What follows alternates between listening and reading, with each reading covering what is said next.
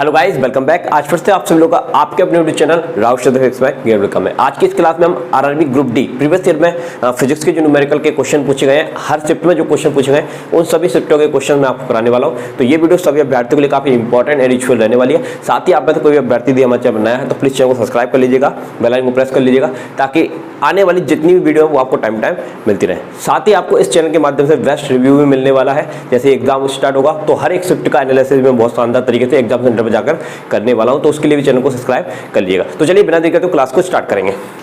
आपके सामने ये क्वेश्चन दिया हुआ है 10 ओम प्रतिरोध पर। ये जितने भी क्वेश्चन मैं कराने वाला हूं ओम्स लॉ से रिलेटिव है। ओम्स लॉ यानी कि विद्युत धारा प्रतिरोध और विभवांतर से संबंधित है। एनीवे, इस क्वेश्चन को हम बाद में पढ़ेंगे, पहले आप एक कंसेप्ट समझ लो। ओम्स लॉ,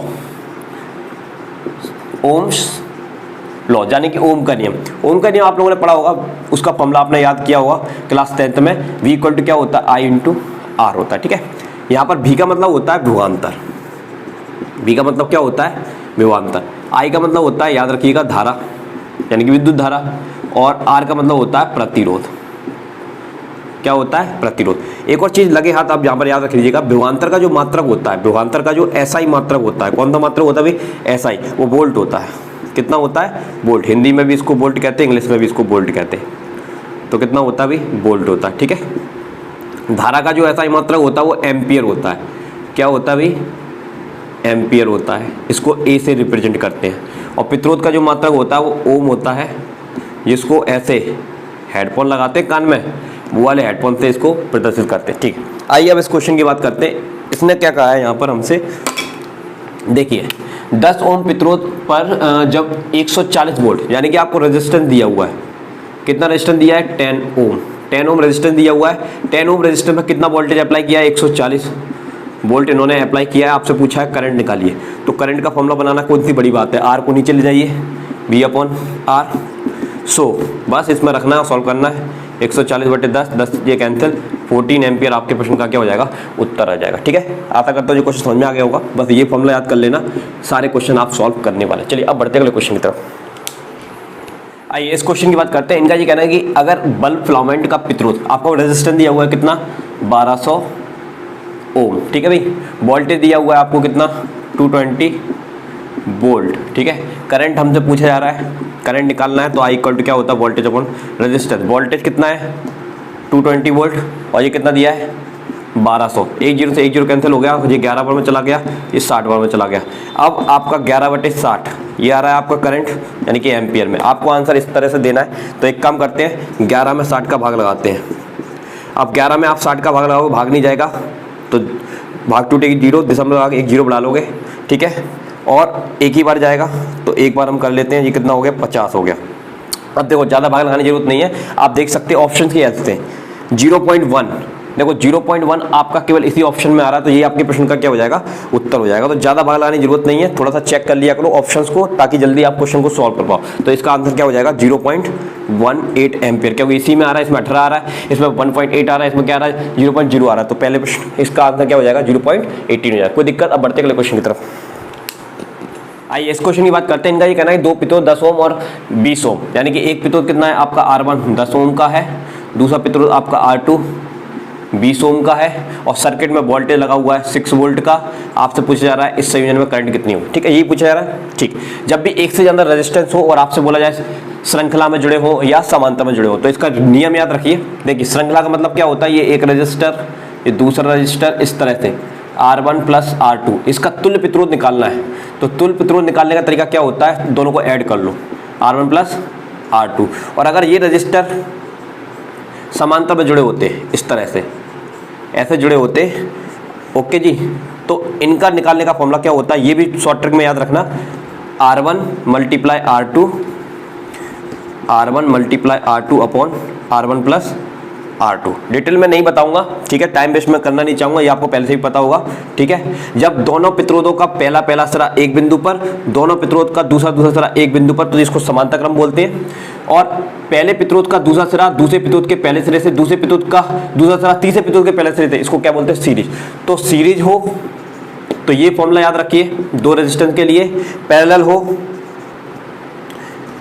पैरेलल हो तो ये फॉर्मूला याद रखिए, ठीक है। यहाँ पर किसकी बात की जा रही है, सीरीज की बात की जा रही है, तो सीरीज में कौन सा फॉर्मूला लगेगा आपका, ये लगेगा। तो कुछ नहीं करना होता, तुरंत आंसर देंगे। इसको आप ऐड करेंगे तो ये कितना हो गया, 30 हो गया।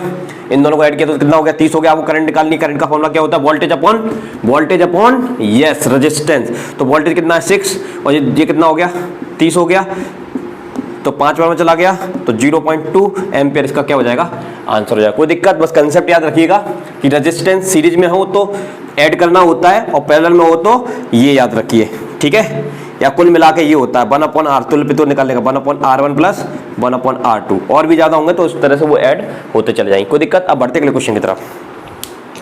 आइए इस क्वेश्चन की बात करते हैं। इनका जी कहना है कि 5 ओम के 3 प्रतिरोध श्रेणी क्रम में जुड़े हैं और 1.5 वोल्ट के स्रोत से श्रेणी क्रम में जुड़े हैं, परिपथ की धारा का मान ज्ञात करना। देखो कोई दिक्कत वाली बात नहीं है, धारा का फॉर्मूला क्या होता है, वोल्टेज अपॉन रेजिस्टेंस।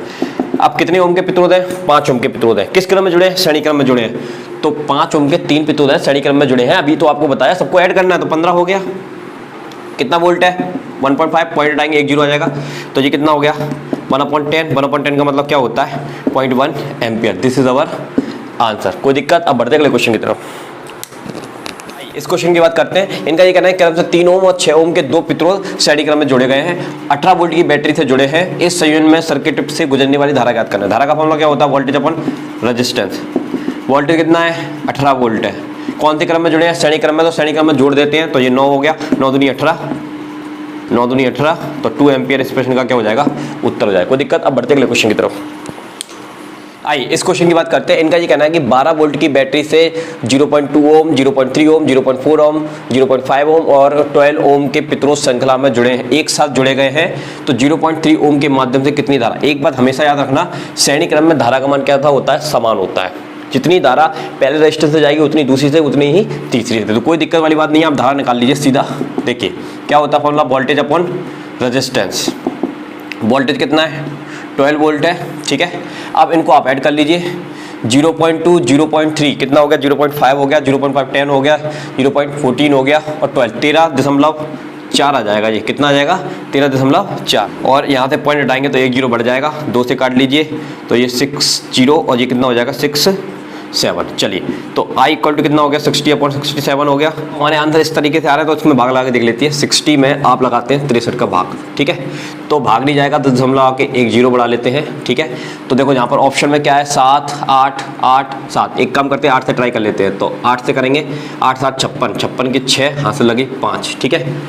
8 6 48, 48 यहाँ लिखा मैंने, तो ये कितना हो गया 13 1 5 3 5 हो गया, ठीक है। 10 में से 4 6 जाएंगे, 4 बचेंगे और यहाँ 9 बचा, 9 में से 3 जाएंगे, 6 बचेगा, ठीक है। 1 0 और बढ़ा लेते हैं, पॉइंट तो लगा ही हुआ है। अब 9 से ट्राई कर लेते हैं, तो 9 7 63, 63 की 3 हाथ से लगी 6, 9 6 54, तो 4 ये 5 ये, तो ये कितना हो गया 10 लगी 6, तो 6 ये आ गया, चला गया आंसर से। तो अब ज़्यादा भाग लगाने की जरूरत भी नहीं है। आप देख रहे हैं कि एक ही ऑप्शन में 7 से जा नहीं रहा है, इसमें भी 7 आ रहा है, इसमें भी 8 आ रहा है, 8 7 आ रहा है और हमारा कितना जा रहा है 8 9 जा रहा है, ठीक है। 8 से और 9 बार में जा रहा है, तो यही हमारे प्रश्न का क्या हो जाएगा, उत्तर हो जाएगा। तो ज़्यादा आपको भाग लगाने की जरूरत नहीं है, केवल थोड़ा सा लॉजिक लगाकर इन ऑप्शन के बेसिस पर आप भाग लगाएंगे, तुरंत आपका आंसर आएगा, कोई दिक्कत। अब बढ़ते अगले क्वेश्चन की तरफ। इस क्वेश्चन की बात करते हैं। इसमें आपको कॉम्बिनेशन दिया हुआ है, आप ध्यान से देखेंगे। अभी जस्ट आपको बताया था मैंने कि सभी प्रतिरोधों का पहला सिरा एक बिंदु से, दूसरा सिरा दूसरे बिंदु से, तो ये कौन सा कॉम्बिनेशन होता है, समांतर क्रम होता है, ठीक है। आप पहले एक काम करो, इस तरह का जब भी क्वेश्चन आएगा तो पहले इसको सॉल्व करो। तो आप इसको सॉल्व करेंगे तो आपको बताया ये कौन से क्रम है, समांतर क्रम है। समांतर क्रम की ट्रिक क्या बताई थी मैंने, तुल्य प्रतिरोध निकालने के लिए इक्विवेलेंट की R1 × R2 divide by R1 + R2। तो चलो फटाफट से निकाल लो। R1 × R2, इसका मल्टीप्लाई करेंगे 10 × 15 और ये कितना हो गया 25 हो गया। 5 से काट लो, 5 बार में चला जाएगा, ये कितनी बार चला जाएगा 3 बार चला। 5 से काट लो, ये कितनी बार चला जाएगा 2 बार में चला जाएगा। तो R इक्विवेलेंट रेजिस्टेंस कितना आ गया 6 ओम, यानी कि ये कन्वर्ट हो गया आपका क्या बन गया 6 ओम बन गया। अब वो जो 6 ओम है वो इसके साथ क्या है, सीरीज में है, इसके साथ क्या है, सीरीज में। तो सीरीज में हम कैसे निकालते हैं, सीरीज में हम इनको ऐड कर लेते हैं। तो 6 + 5 कितना हो गया 11 ओम हो गया, 6 + 5 11 ओम हो गया। हमसे क्या पूछा जा रहा है, पी व क्यू के बीच विभवांतर ज्ञात करो। विभवांतर का सूत्र क्या होता है, current multiply resistance, current multiply resistance. अब यहाँ पर देखो 5 एम्पियर, 5 एम्पियर, एम्पियर समझ के हमको करंट दिया है, करंट कितना दिया है 5, रेजिस्टेंस कितना निकाला इक्विवेलेंट 11, तो 55 वोल्ट इस प्रश्न का क्या हो जाएगा, आंसर हो जाएगा, कोई दिक्कत। अब बढ़ते अगले क्वेश्चन की तरफ।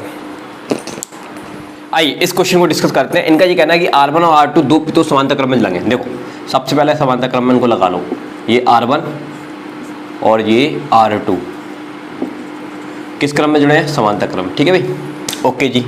प्रतिरोध R1 व R2 के अनुपात, प्रतिरोध R1 व R2 के अनुपात, ठीक है। इनके स्लोप पर वोल्टेज भी है।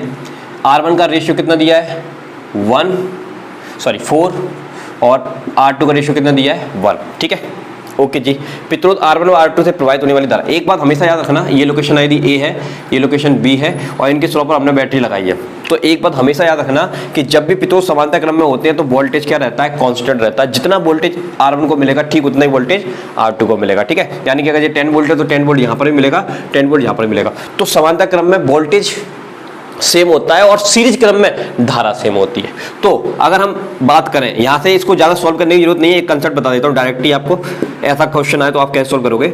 आपको पता है करंट का फॉर्मूला क्या होता है? I equal to V upon क्या होता है? R होता है। चूंकि ये पैरेलल में है तो क्या कांस्टेंट हो गया? वोल्टेज कांस्टेंट हो गया। अगर ये वोल्टेज कांस्टेंट हो गया तो उसको हटा के हम यहाँ पर प्रोपोर्शनैलिटी का साइन लगा देंगे। इसको बोलते हैं इनवर्सली प्रोपोर्शनैलिटी, हिंदी में बोलते हैं व्युत्क्रमानुपाती। इसका तात्पर्य ये होता है कि यहाँ रेजिस्टेंस ज़्यादा होगा वहाँ करंट कम होगी, यहाँ रेजिस्टेंस कम होगा वहाँ करंट ज़्यादा होगी। यानी कि इनका रिलेशन कैसा है? करंट के अपोजिट है। प्रतिरोध बढ़ा दोगे करंट घट जाएगी, प्रतिरोध घटा दोगे करंट बढ़ जाएगी। अब यहाँ से करंट फ्लो हुई I, तो यहाँ पर कितनी गई होगी? I1, यहाँ पर कितनी गई होगी? I2। तो हमको I1 रेशियो I2 निकालना है। तो अपन एक काम करेंगे, इस तरह क्वेश्चन में रेजिस्टेंस का रेशियो हमको दिया है R1 रेशियो R2। ठीक है, तो R1 कितना है? 4 रेशियो 1 दिया है ना।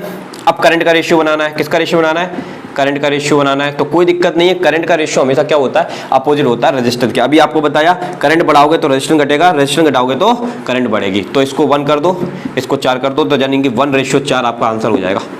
कोई दिक्कत? ये कंसेप्ट याद रखिएगा। इस तरह का कोई भी क्वेश्चन आएगा निश्चित रूप से आंसर बनेगा। कोई दिक्कत? अब बढ़ते अगले क्वेश्चन की तरफ। इस क्वेश्चन की बात करते हैं। इनका ये कहना है कि एक इलेक्ट्रिक हीटर में आपके सामने एक हीटर दिया हुआ है। ठीक है, एक हीटर है, इलेक्ट्रिकल हीटर।